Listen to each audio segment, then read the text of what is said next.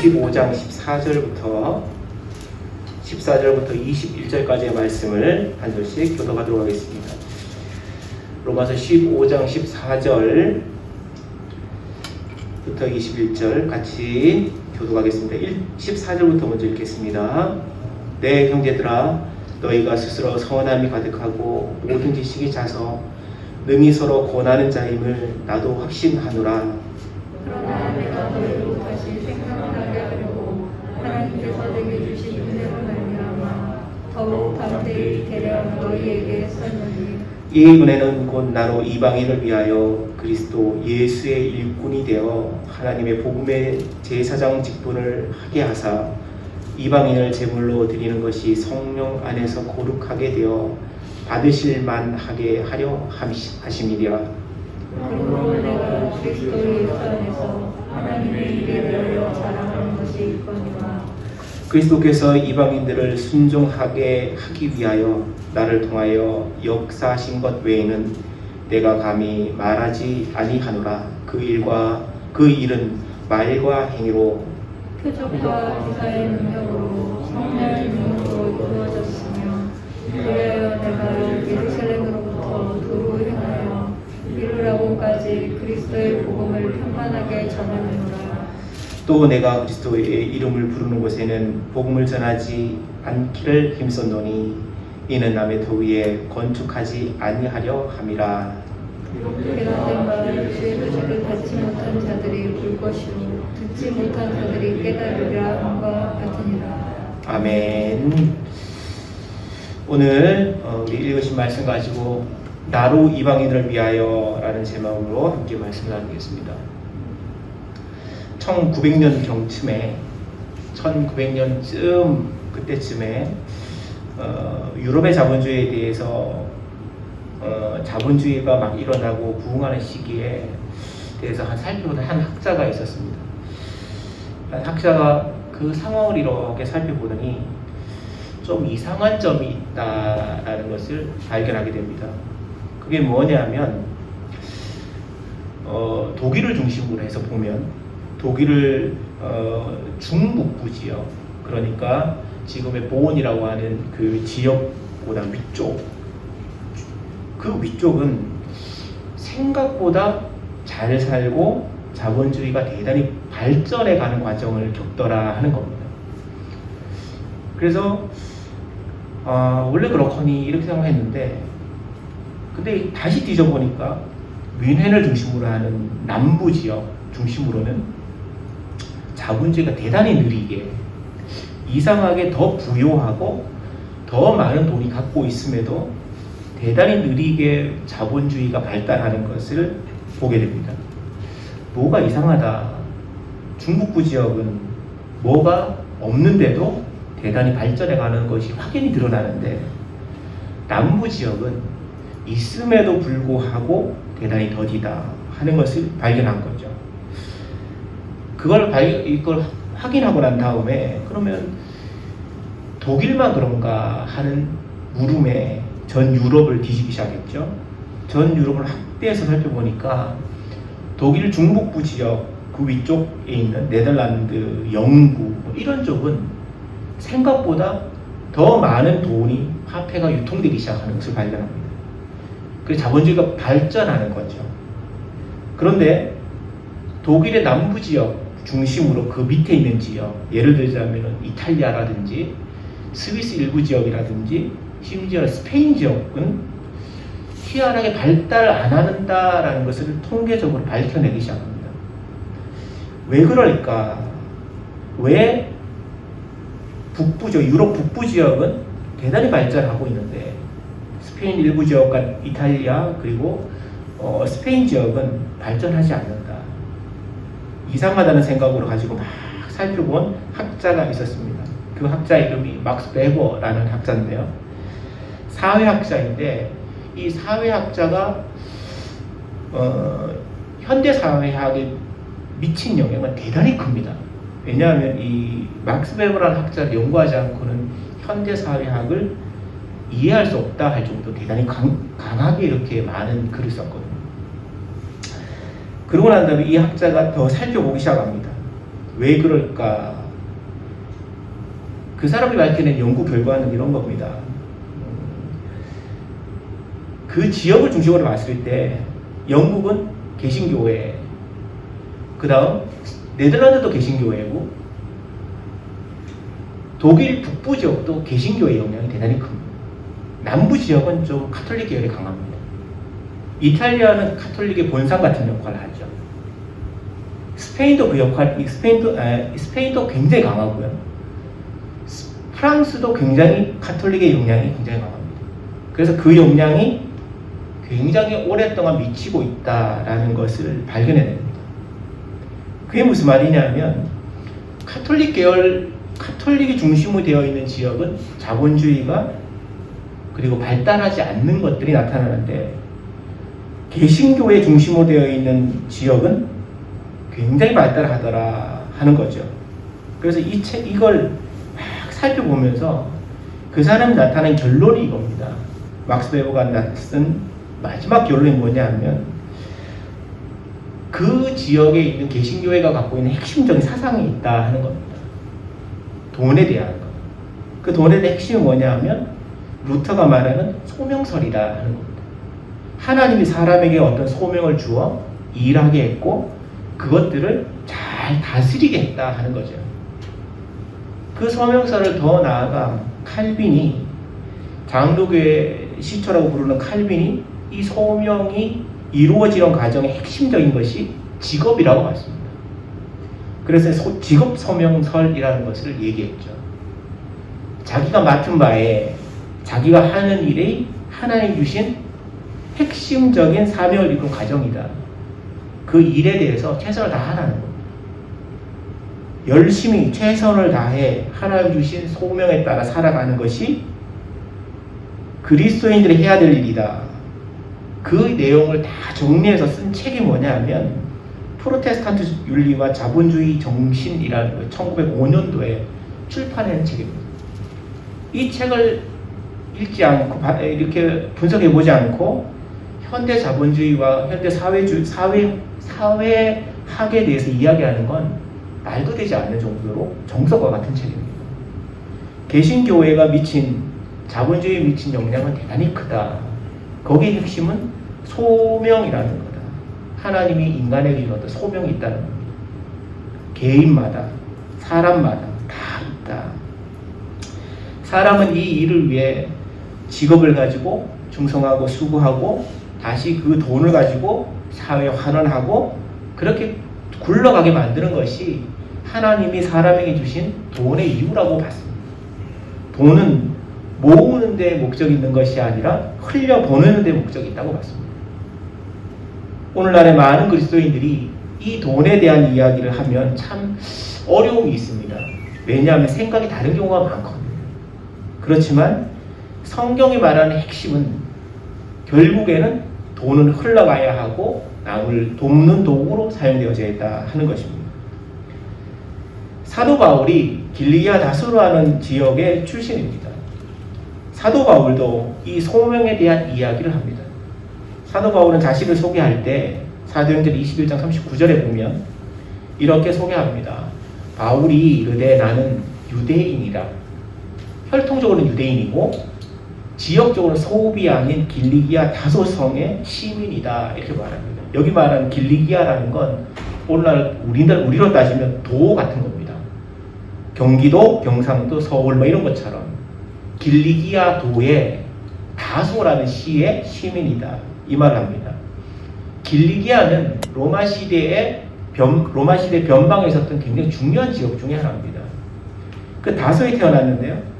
다소가 여기 보면 사도 바울은 소읍이 아니라 이렇게 했습니다. 큰 도시라는 거죠. 그래서 많은 사람들이 이거에 대한 연구를 하면서 사도 바울이 태어났던 다소라는 지역의 시민이 한 얼마쯤 됐을까 조사하니까 그 당시에 2000년 전쯤에 약 50만 명이 정도 모이는 대도시였다는 겁니다. 그 도시에서 로마 시민권을 가진 사람으로 태어난 유대인, 특권을 가진 사람이죠. 그런 사람이 사도 바울인데 그 사도 바울은 사회적으로 어릴 때부터 해서 로마와 헬라 문화에 익숙한 사람, 그러니까 선진 문화에 익숙한 사람이었다는 거고,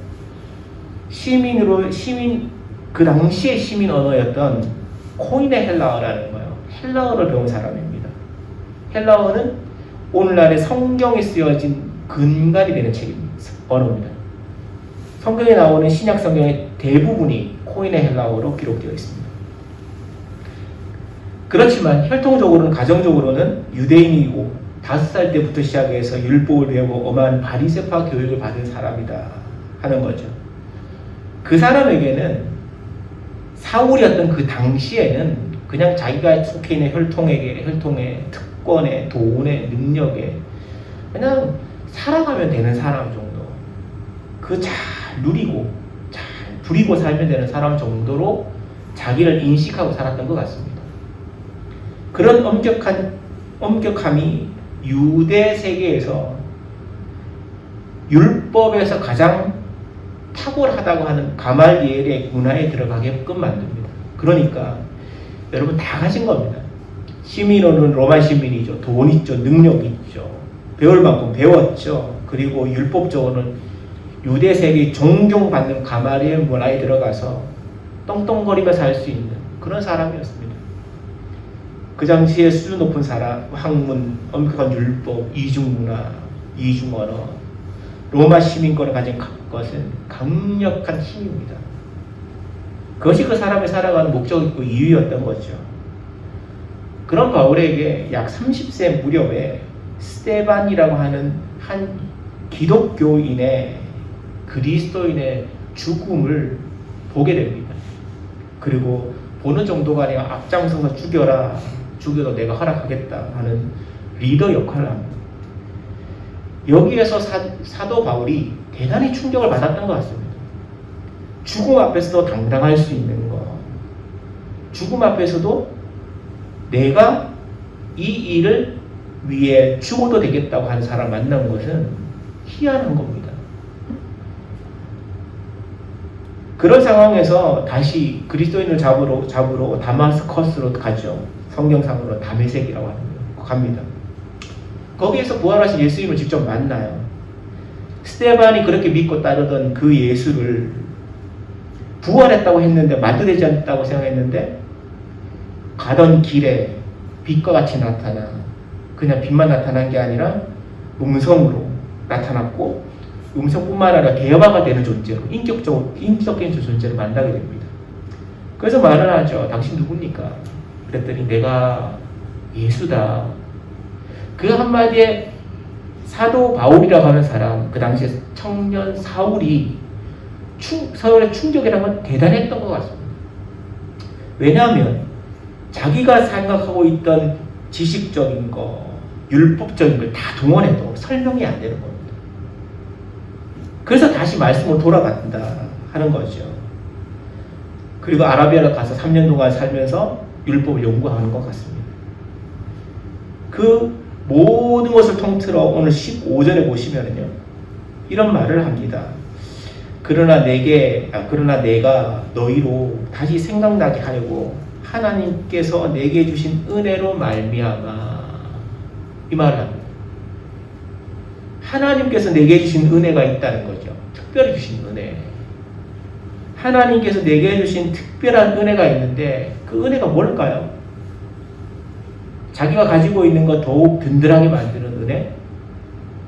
자기가 가지고 있는 지식을 더 탄탄하게 하는 것? 그런 거 아니라는 거죠. 어떻게 보면 사도 바울이 주신 하나님의 은혜라는 예수 그리스도를 부활하신 예수님을 인격적으로 만나 대화했던 겁니다. 그리고 다시 성경으로 율법으로 다시 설명을 해보니까 그게 맞아. 그게 은혜입니다. 그리고 그 사람에게 주신 하나님의 특별한 무언가가 있다는 거야. 특별한 무언가. 그게 은혜입니다. 그걸 사도 바울이 로마서를 통해 전체를 통해 설명해 주는 겁니다. 내가 만난 예수는 이런 분이고, 내가 알고 있는 복음은 이런 거고, 내가 알고 있는 건 이런 거야. 그래서 내가 지금 이러고 있어. 이런 거야. 자신이 세상에서 누릴 수 있는 것을 포기했지만 그것보다 더 큰 무언가가 자기에게 있다. 그게 은혜입니다. 예수 그리스도의 복음과 영생을 얻는 은혜, 그것을 받았다고 얘기를 하는 거죠. 이 은혜에 대해 자신이 다메섹에서 다메섹에서 만났던 부활하신 예수님으로부터 받았던 그 은혜가 복음이 얼마나 큰지 그걸 너희에게 전하는 거다 이렇게 설명을 합니다. 16절을 보시면은요, 이 은혜는 곧 나로 이방인을 위하여 라고 시작하면서 이렇게 시작을 합니다. 이 은혜라는 거 얼마나 큰지 이전에요 15절에 하나님께서 내게 주신 은혜라고 설명하고, 다시 이 은혜는 이방인들을 위한 거라고 설명합니다. 이방인들을 위한 거. 사도 바울은 성령 안에서 일어난 이 일에 대해 자랑합니다. 이 일을 자랑합니다. 내가 예수를 만났어. 사도 베드로가 직접 봤던 그 예수님 나도 만났어. 그냥 만난 정도가 아니라 부활하신 분을 만났어. 이런 겁니다. 자신의 모든 것을 어떻게 보면 속는 채 잃은 사건입니다. 그렇지 않습니까? 능력이 있죠, 돈이 있죠, 권력이 있죠, 특권이 있죠. 그 모든 거, 인간적인 거, 세상적인 거 보면 성도를 잃어버린 사건입니다. 예수 만난 건. 그렇지만 하나님은 그가 가진 모든 것을 사용하여 하나님의 은혜라고 말하는 그 복음을 전할 일에 수고하게 하셨습니다. 이것이 그의 자랑입니다. 다른 게 자랑이 되는 게 아니죠. 세상 사람들은 자랑할 거 결국에 돈이라고 그래요. 돈. 내 돈 많아. 내가 가진 거 돈이 통장에 얼마 있어. 그게 자랑이고, 대부분의 사람들을 만나보면 내게 돈이 없어가 비참함의 이유가 됩니다. 나는 마이너스 얼마야. 대출이 얼마가 있어. 그게 다 비참함의 이유죠. 돈에 있고 없고의 비참함이 아니라, 자랑이 아니라, 성경은 그거 아닌 특별한 은혜와 자랑거리가 있다고 말합니다. 교회는 그 특별한 은혜와 자랑거리를 말하고 다니는 것이 교회입니다. 그리고 그 사람들이 모인 것이 교회고, 그런 사람들을 그리스도인이라고 부릅니다. 예수 믿는 사람. 오늘날의 그 자랑에 대해서 한번 생각해 볼 여지가 너무 많다고 생각합니다. 하나님은 사도 바울을 부르실 때, 만나실 때, 인격적으로 체험하게 할 때 아무런 의미 없이 계획 없이 부르지 않았다 하는 것을 우리가 다 압니다. 그렇지만 사도 바울이 그 당시에 사도 바울이 내가 예수를 인격적으로 만났다 하는 그 시점에는 사도 바울이 하나님이 왜 나를 부르셨을까, 그걸 이해를 했을까요? 이해하지 못했을 겁니다. 그저 충격에 빠져있고 그냥 그렇게 살아가는 정도였을 겁니다. 그렇지만 돌아보고 살아보고 그 은혜에 충성해서 하루하루 연명해 살아가다 보니 하나님 나를 이런 일을 위해 쓰셨구나 하는 것을 알게 되는 겁니다. 결국에는 내가 무언가를 하고 안 하고의 문제가 아니라 말씀에 따라 하루하루 살아가면 그 이유를 알게 된다는 겁니다. 사도 바울이 가진 재능과 지적인 능력과 그리고 사회적인 신분까지 하나님이 모두 쓰셨습니다. 사도행전을 살펴보면 하나님이 철저하게 그가 가졌던 능력과 지적인 것과 특권, 다시 말하면 시민권을 이용해 복음을 전하는 일에 철저하게 사용했습니다. 이게 무슨 의미냐면, 우리는 예수 믿지 않을 때는 그게 특권이고 능력이고 힘이라고 생각했지만, 예수 믿고 사명을 가지고 하나님 은혜에 따라 살게 되면 자기가 가졌던 특권이라고 생각하는 모든 것이 도구가 되어진다는 겁니다. 도구. 나 같은 사람이요. 나는 뭐 가진 게 없는데요. 능력이 없는데. 이 세상 살아가는 사람 중에 능력이 없는 사람이 누가 있습니까? 숨 쉬고 사는 것만 해도 능력이에요. 돈을 많이 가진 사람은 많이 가진 대로, 없는 사람은 없는 대로, 힘이 있는 사람은 힘이 있는 대로, 은혜가 있는 사람은 은혜가 있는 대로 그렇게 사는 겁니다. 저번에 이제 여기 우리 그늘막에 누가 와서 이제 암 환자분이 쉰다고 하는 얘기를 했었는데요. 그분 돌아가셨어요. 작년 추석 무렵에. 추석쯤이죠. 그래서 그 집안이 너무 힘들었다 했는데 금요일날 그 동생 되는 분이 찾아왔어요, 교회를. 그래서 만나서 대화하는데 밥이나 함께 합시다. 점심 먹으면서 하는 말이, 그 스스로가 하는 말이, 우리 집에 그 돌아가신 어른의 집에 돈이라는 게 없지 않다는 거예요. 돈이 많다는 거예요. 몇백억이 있다는 거예요. 그 평생 먹고 쓰겠습니까? 그러더라고요. 못 쓰죠. 그냥 쌓아놓은 거 한 100억쯤 있대요, 그냥. 그러니 땅만 있으면 사겠다고, 어디든지 뭐 돈 상관없이 사겠다고 하는 정도였다는 거예요. 그러고 난 다음에 그분하고 계속 얘기하면서 뭐 찔러야지, 찔러서 뭐 들어가야지, 뭐 복음을 얘기하죠. 근데 얘기해 보니까 인생 뭐 있습니까? 결국에는 코 막고 조금만 지내면 다 죽는 건데, 일찍 가나 늦게 가나의 차이지 결국에는 죽는 거 아닙니까? 그리고 뭔가 흔적 남기며 살아가는 것이 인생 아니겠습니까? 그랬더니 그게 맞다는 거예요. 그래서 그 형님이 가진 돈을 가지고 뭘 해야 되겠다는 거예요. 여러분, 세상도 그렇게 생각합니다. 돈이 있어서 사용하는 사람이 있죠. 그래서 아프리카에 우물 하나 뚫는데 한 1,000만 원쯤이면 된다나요? 그거 계속 하고 있다는 거예요, 예전부터. 근데 이제는 뭐라고 하냐면, 그때 얘기하는 게, 지금 생각해보니 돈이 있어서 싸질머지고 갈 것도 아니고 아프리카에 학교를 하나 지어야 되겠다 그러더라고요. 나라도 얘기하더라고요. 짐바브웨라고요. 거기 가서 학교를 지어 먹고 살 수 있고 세상에서 어려움 당하지 않게 만들어줄 수 있는 그런 학교를 하나 지어, 기술 가르치는 학교를 지어야 되겠다. 그러면서 알아본다는 거예요. 사람 보고 있다는 거예요. 그리고 저보고 하는 말이, 목사님도 기회가 되면 한번 가시죠 그러더라고요. 왜 나를 가자 그러지? 뭐 할 것도 없는 건, 할 수 있는 것도 없는데. 그러고 하는 말이 뭐라냐면, 언젠가는 때가 되면 교회를 나가야 될 것 같다고. 제가 계속 그랬거든요. 죽으면 끝난 게 아니에요. 죽으면 끝나는 거. 목사의 사명은 거기에 있습니다. 그 말하는 거예요. 죽으면 끝나는 게 아니에요. 죽음 다음에 세상에 있어요. 여러분, 그런 사명을 가지고 사는 사람이 있습니다.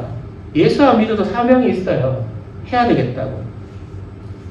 그 사람은 돈 가지고 하죠. 돈과 인맥 가지고 하는 거예요. 뭔가 이름 남기려고. 우리가 남겨야 되는 게 뭡니까? 우리의 이름 남기고, 좀 그럴듯한 건물 남기고, 그런 거 말고 예수 믿는 사람이 남겨야 될 건 뭐냐? 예수 이름 남기고 사는 겁니다. 그걸 위해 교회가 모였는데 딴짓하면 교회가 어려워지는 거예요. 사도 바울이 그랬어요. 사도 바울이 이방인을 위하여 한평생 복음으로 자기가 섬겨간다 그랬어요. 바울은 갈라디아서 2장 8절에 이런 말을 합니다. 베드로에게 역사하사 그를 할례자의 사도로 삼았다 그랬어요. 유대인들의 사도로 삼은 거죠. 다시 말하면 베드로는 유대인을 위한 복음을 전하는 사람을 하나님 세우셨다는 거예요. 그렇게 세운 하나님이 나를 이방인의 사도로 세웠다. 이방의 복음을 전하는 사람으로 삼았다. 그렇게 말했습니다. 그가 느끼는 건 하나님이 나를 부르시는 이거야 라고 확실히 느끼는 거죠. 믿음이 강한 사람, 믿음이 강한 사람, 먼저 된 사람 그런 일을 합니다. 복음을 위해서 수고하고 애써 살아가고 열심히 수고하고 복음을 위해서 그렇게 합니다. 이 땅을 살아가는 사람이 하나님을 인격적으로 만나고 예수를 그리스도로 고백하고 그렇게 되면 자신의 주변에 달라 보인다. 그걸 사도 바울이 보여주죠. 그래서 믿음이 강한 사람이 되어갑니다. 사도 바울처럼 모든 것을 하나님 주신 사명을 이루는 도구로 이해하기 시작합니다. 내가 그렇게 살고 내가 그렇게 이해하고 그렇게 하면 우리 때에 끝나는 게 아닙니다. 여러분, 성도 여러분, 우리 때 이거 하면 이렇게 되겠지. 하나님 은혜 주면 좋겠지. 여러분, 그게 아니에요. 우리가 그렇게 하면 우리 때 그렇게 하면 좋죠. 교회 부흥하고 성장하고 사람 많이 모이고 하나님 은혜 베풀고 막 기도할 때마다 하나님 능력이 나타나고 기도할 때마다 막 병든 사람 치유되고 그럼 얼마나 좋겠어요. 근데 진짜 중요한 건 목사로서 생각하기에 진짜 중요한 그 은혜 중요해요. 진짜 중요해요. 그런데 진짜 중요한 건 그걸 보는 애들이 있다는 거예요. 보는 사람들이요. 우리 때 그게 이루어지면 얼마나 좋겠어요. 그렇지만 우리 때 뭔가 심고 애쓰고 수고하고 우리 다음 때 본다는 거 다음 아이들이. 그 다음 아이들이 이어간다는 거예요. 결국에는 뭘 심었냐를 보는 거는 우리 다음 애들이라는 거죠.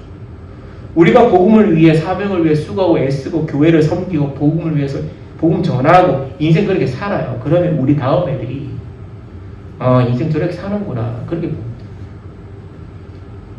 돈을 위해서 열심히 살아가면 결국에는 그 아이들이 뭘 봐요? 인생 돈으로 사는구나 그렇게 보죠. 말은 할 수 있습니다. 말은 복음을 위해 하나님의 나라를 위해 교회를 위해 살아간다고 열심히 얘기는 할 수 있어요. 근데요, 우리의 다음 애들은 우리의 말을 보고 지내는 게 아닙니다. 우리의 행동을 보고 지내는 거죠. 봅니다. 판단을 합니다. 저 거짓말이야. 그렇게 판단하면 그 아이들이 저 거짓말이가 해서 뭐해? 라고 딴길 갑니다. 그렇지만 저게 삶과 말이 행동이 하나가 되면 저렇게 살면 하나님 은혜가 있구나. 저렇게 되면 그런 거구나. 이렇게 그렇게 살아가는 겁니다. 그걸 배웁니다. 여러분 그런 의미에서 오늘날의 모든 성도와 더욱더욱 젊은 청년들과 젊은이들이 하나님께서 우리를 부르신 이유와 목적을 분명히 생각하는 한번 돌아보는 그런 시기가 될 그런 시기가 지금의 때라고 생각합니다. 여러분 귀한 금도 귀한 다이아몬드도 땅에 묻어두면 그냥 돌덩어리입니다. 아무것도 아니에요. 그냥 돌림 뿐입니다.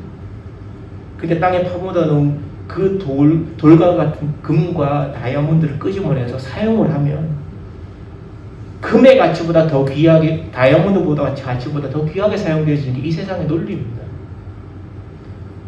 여러분 우리의 달란트 그리고 우리가 하나님 주신 소명을 묻어두면 그냥 세상 사는 사람들 별다른 게 없는 겁니다. 사도 바울이 18절 19절의 말씀에 가르쳐 이거 우리가 오늘 진짜 우리가 한번 돌아보아야 될 진짜 생각해 봐야 될 말씀인데요. 그럼 18절 말씀부터 이렇게 얘기를 합니다.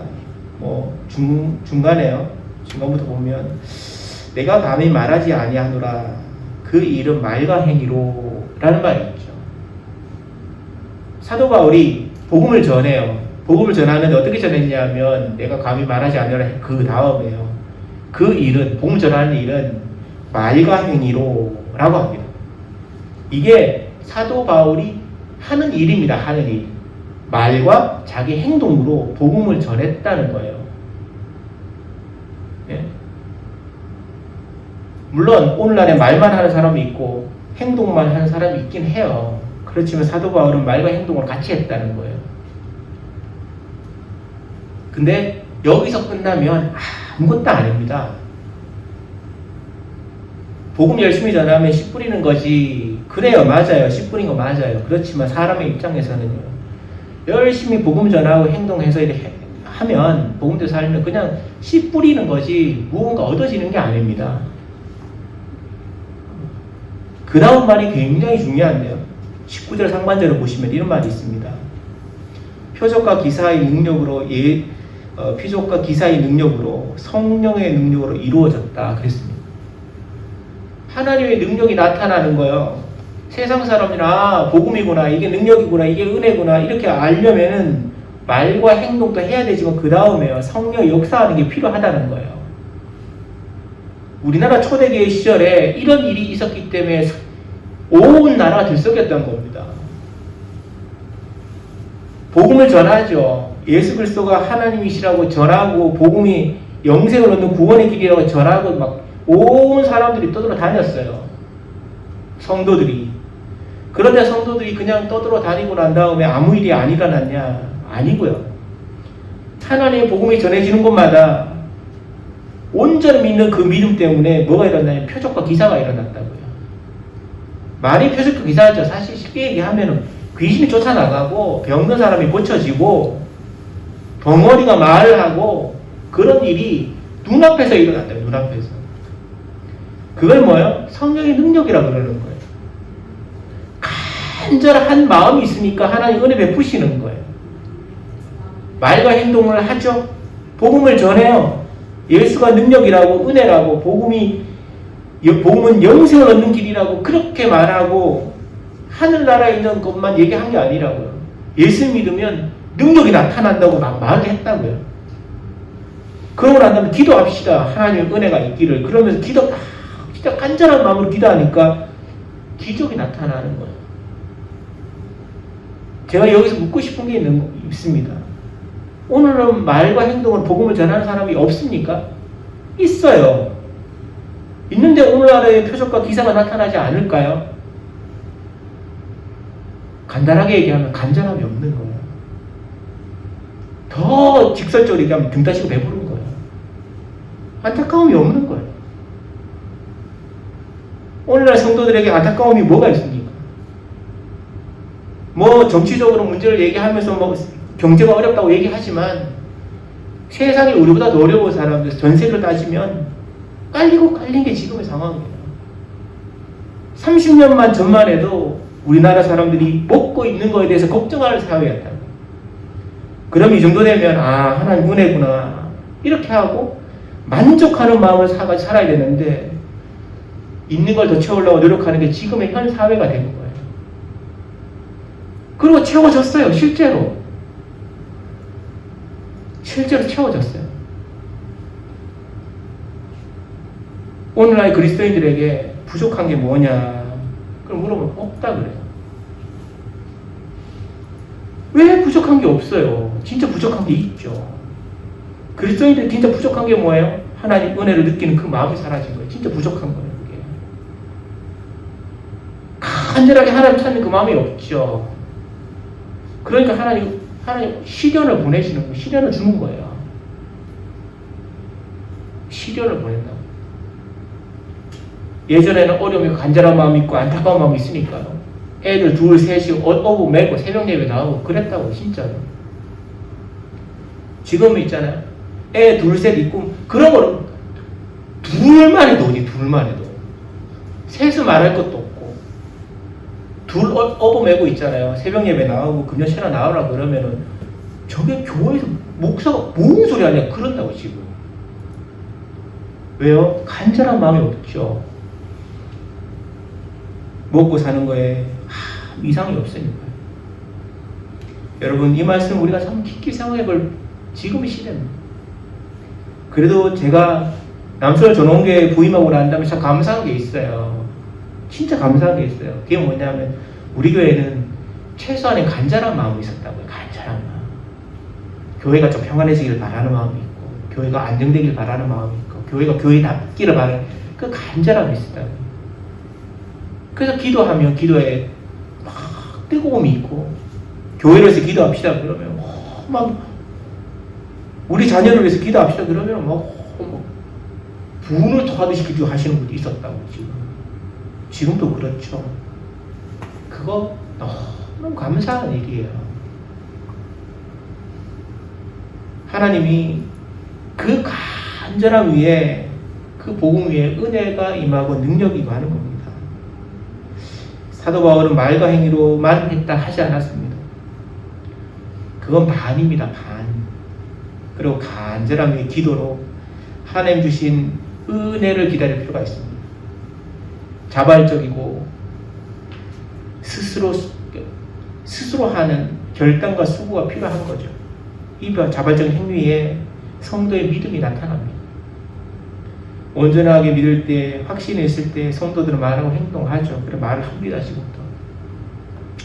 하나님의 말씀이 자기에 주어졌다고 생각하며 삶의 방향을 고치고 변화를 위해 몸부림치는 그 사명이 있는 성도들이 있습니다. 오늘날의 성도냐 교인이냐 구분하는 거예요. 여러분 성도냐 교인이냐 구분하셔야 돼요. 말씀에 따라 복음에 따라 살아가는 사람 성도요. 그냥 교회 잘 다니는 사람이요, 교인이요. 머리 채우는 사람이 필요한 게 아닙니다. 지금 성도가 필요한 거지 교인이 필요한 게 아니에요. 성도는 하나님의 말씀이 자신에게 주어진다고 생각하기 때문에 말씀에 귀를 기울입니다. 교인은요, 그냥 좋은 환경에서 좋은 예배 드리고 좋은 말 해주기만 바래요. 그거 아니에요, 집사님. 그런 거 있잖아요. 그 교회 안 나와요. 그런 사람이 실제로 있습니다. 그런 성도를 찾아 하나님이 사명을 주시는 겁니다. 사명이 가진 성도가 모여 그런 교회를 이루면 교회는 하나님의 은혜 베푸시는 기적을 베푸는 곳이 됩니다. 믿기 때문에 그렇죠. 기도하기 때문에 그런 거고. 사도 바울은 그 일은 말과 행동으로 표현되는 것뿐만 아니라 표적과 기사와 능력으로 성령으로 이루어졌다 그랬습니다. 성령이 역사하시는 것이 교회입니다. 하나님의 말씀을 따라 살아가는 성도, 그 한 믿음의 말과 행동 위에 표적과 기사가 능력과 성령의 은혜가 임하는 겁니다. 하나님의 능력은 하나님께 주신 믿음으로 인간이 자발적으로 행동으로 나타나는 그 은혜가 있어야 됩니다. 사람은 그것을 보며 하나님의 능력이고 기적이고 대단하다고 말하지만 믿는 성도에게는 그저 일어나는 일이 되어야 됩니다. 그저 일어나는 일. 하나님이 함께 하심에 당연히 따르는 결과물. 그걸 우리 자녀들이 보고 자란다 그러면 그 다음 세대는 어떻게 될까요? 거기에 우리의 다음 세대가 믿음을 살아가느냐 살지 않느냐의 판단 여부가 거기에 있다고 생각합니다. 남설 전원기가 다음 세대 30년 후에 이 자리 이대로 있을 거냐 말 거냐는 거기에 판단 여부에 있다고 생각합니다. 이 말씀을 통해 남설 전원의 가족들 한번 생각해 봐야 될 부분이 있습니다. 먼저 하나님께서 성도 개인에게 주신 소명이 있는가, 우리에게 주신 소명이 있는가 한번 생각해 볼 필요해요. 사명. 내가 왜 이 땅에 사는가 하는 거는. 또 한 가지가 본 교회에 주신 소명이 있는가 하는 겁니다. 남설 전원교회를 이 땅에 여기에 세워놓으신 하나님의 이유가 있는가, 그거 살펴보는 거 필요합니다. 하나님께서 부르셨으면 성도 개인에게 주신 소명이 반드시 있습니다. 단지 망각하고 지낼 뿐이죠. 본교에게 주신 분명한 소망도 있습니다. 지역을 섬기고 다음 세대를 세우는 것. 지금은 먼 미래 같고 되지 않을 일 같고 여기 어떻게 하나님의 능력이 나타날 건가 생각할 수 있습니다. 그렇지만 이 땅에 반드시 그런 일이 일어날 거라 확신합니다. 성도의 믿음 때문이죠. 우리가 그것을 위해서 준비하고 있습니다. 2년을 지내고 지금 3년째 무언가를 하려고 꿈틀거리고 있습니다. 그것만 해도 능력이고 은혜입니다. 개인의 소명을 따라 수고하는 것처럼 공동체의 소명을 따라 함께 마음을 모으고 걸어갈 필요가 있습니다. 원래 우리가 제 개인적인 마음에 꼭 하고 싶은 여러 가지들이 있습니다. 뭐 건물을 다시 뭐 만들고 뭘 어떻게 하고 그거 아니고요. 그럼 좋죠. 뭐 잘 꾸미겠다는데 싫어할 사람 누가 있겠습니까? 좋죠. 근데 그거 말고요. 3년째 되면 이제 우리 성도들이 자부심을 느껴도 될 때가 됐다 생각합니다. 그래서 흩어진 성도들을 다시 한번 모아야 되겠다. 잠시 쉬고 있는 성도들을 모아 남서울 전원교회가 지금 이렇다라는 거 한번 보여주고 싶은 마음은 있습니다. 뭐 안 된다고 싶으니까 떠나갔겠죠. 그리고 안 된다고 싶으니까 더 이상 변화가 없다 싶으니까 그냥 교회를 쳐다보지도 않겠죠. 그래서 변화도 되고 그리고 뭔가 꿈도 있고 소망도 있고 꿈틀거리는 거 한번 보여주고 싶은 마음이 있습니다. 다시 연락하고 시기가 되었을 때 성도들을 초대해서 저 밖에서 이렇게 나무 밑에서 고기 좀 구워가지고 있잖아요. 그냥 소고기국 끓여서 한 그릇 좀 대접하고 싶은 마음이 있습니다. 그런 변화된 모습을 통해 하나님의 은혜가 얼마나 큰가를 한번 보여주고 싶은 그 소망, 그런 게 있죠. 그래도 SNS, 카톡이나 등등 여러 가지 통해서 이 지역에 이런 교회도 있다라는 걸 보여주고 싶은 마음도 있습니다. 그 일을 병행해서 할 겁니다. 코로나가 이제 모이는 거 좀 풀어지기만 하면 홈커미데이 한번 해가지고 그냥 한번 하고, 이제 우리의 소명을, 하나님 주신 우리의 소명을 이루어가는 첫 발자취를 남기는 한 해가 되기를 그렇게 기대하고 있습니다. 이런 일이 우리의 마음에서뿐만 아니라 실제 행동으로 옮겨질 때가 되었다. 그리고 이 수고를 통해 하나님의 능력 베푸시는 표적과 기적과 성령의 능력을 우리가 볼 때가 되었다 생각합니다. 그것을 위해서 더욱더 간절히 기도하며 소망하는 삶이 필요하고, 그 소망을 따라 살아갈 때 하나님 주시는 능력이 얼마나 큰지를 알게 될 겁니다. 사랑하는 성도 여러분, 하나님께서 우리를 한 교회로 불러주셨습니다. 한 교회를 부르셨다는 건 한 소명 아래에 있다, 그런 의미입니다. 그 소명은 그냥 먼 발자취에서 그냥 그런 거 있어, 그거 보라고 주신 거 아닙니다. 하나님 주신 소명은 성령의 능력으로 이루고 눈으로 보고 만지라고 준 겁니다. 우리의 세대에 먼 미래가 아닌 가까운 미래에 그런 놀라운 능력과 은혜를 보며 이때를 다시 한번 상기하는 그런 축복이 있기를 간절히 기도합니다. 같이 한번 말씀을 붙들고 기도합시다. 마음속에